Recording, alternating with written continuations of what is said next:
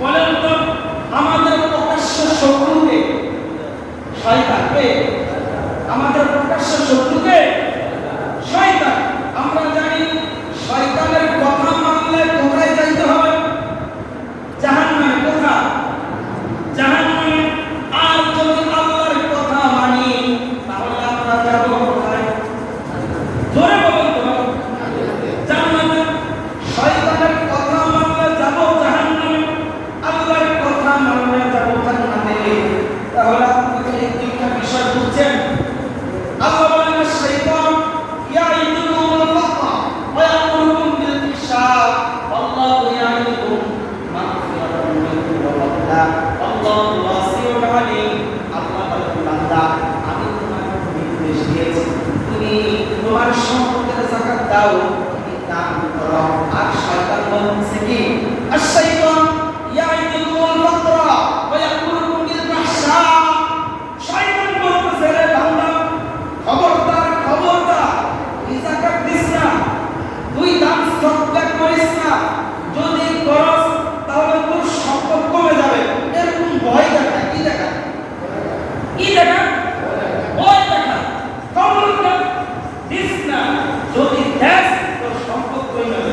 1 লক্ষ টাকা একবার বুঝেন, 2.5 লাখ টাকা আপনি দিয়ে দেন। বলেন তো আমাদের চোখের দৃষ্টিতে এটা কমবে না বাড়বে? কথা বলেন না কেন? আমাদের দৃষ্টিতে 1 লক্ষ টাকার ভিতরে 2.5 টাকা গেলে কি কমবে না? আল্লাহ বলেন তুমি দেখতেছো কমে, তুমি 1 লক্ষ টাকার যাকাত দিলা, আগামী বছর 2 লক্ষ 3 লক্ষ টাকা। একটা পরীক্ষা নেন না, আল্লাহর কথাকে বিশ্বাস হয়, বিশ্বাস হলে আপনি দেন। যদি আল্লাহর কসম না বলে তাহলে আমাকে আয়েশা বলবেন তাহলে কোরআন বুঝবো না। কোরআনে বলতেছে, আল্লাহ বলতেছে যাকাত দাও, আমি সম্পদ বাড়াবো। সুবহানাল্লাহ। তাহলে শয়তান ভয় দেখায়, খবরদার দিও না।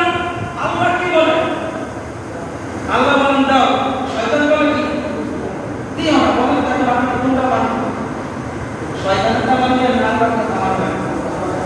আশ-শাইতান ইয়াইদুকুল ফাকর ওয়া ইয়ামুরুকুম বিল ফহশা।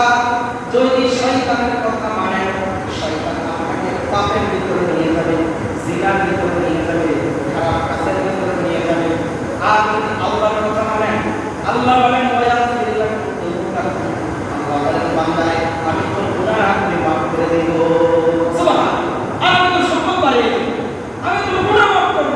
বলেন তো যদি আমি যদি মালের যাকাত দেই তাহলে আমার সম্পদও সেভ হবে, আমার কি হবে? সম্পদও বাড়বে,